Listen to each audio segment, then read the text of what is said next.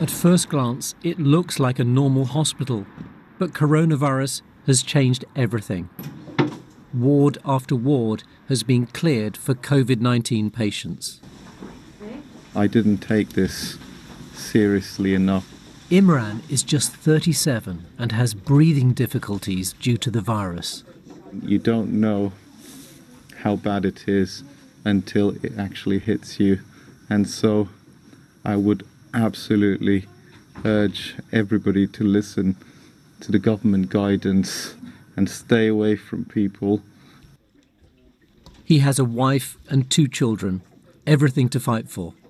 I have felt times where my body has been willing to just give up completely, and I'm a very young and fit individual. From the moment patients arrive at A&E, nurses and doctors face the risk of infection.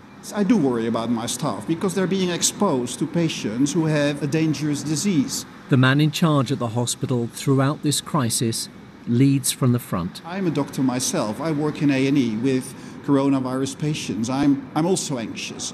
But on the other hand, we are all professionals.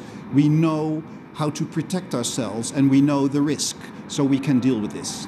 The biggest transformation has been in intensive and high dependency care, where the number of beds has increased 5-fold, with plans for even more. But will it be enough? Can they cope with the surge? All those questions are really critically dependent on 3 things, really. It's people, kit and oxygen. We've got enough people. That's difficult because inevitably we've had staff go off.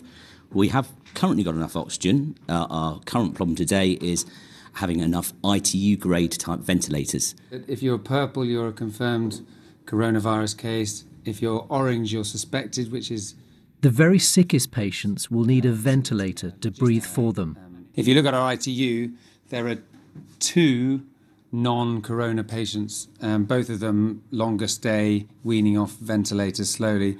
The rest has been taken over by corona. We've got another hospital that's doing urgent cancer, but this place is essentially becoming a huge corona centre, yeah. Sorry? That's okay. Everyone going into intensive care must wear full protective clothing. Beds have been created in every available space.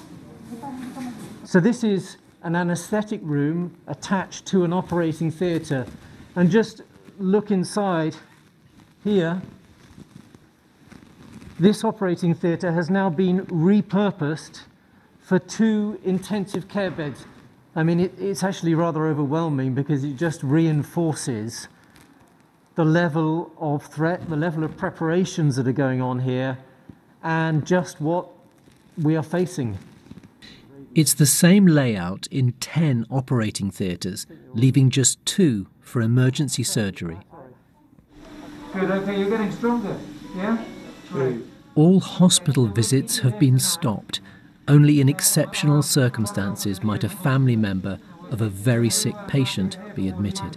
It's the personal course of what's happening to patients, which is just devastating sometimes. It's really hard because we can't let all the relatives in to see their loved ones, so while the patients may not be aware, the relatives are really feeling this.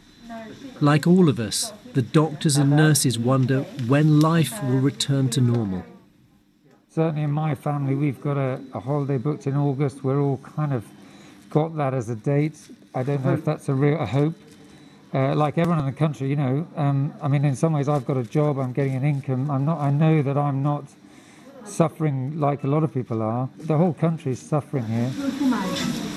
And the whole country knows it owes an immense debt to NHS frontline staff, putting themselves at risk from coronavirus day after day to save lives.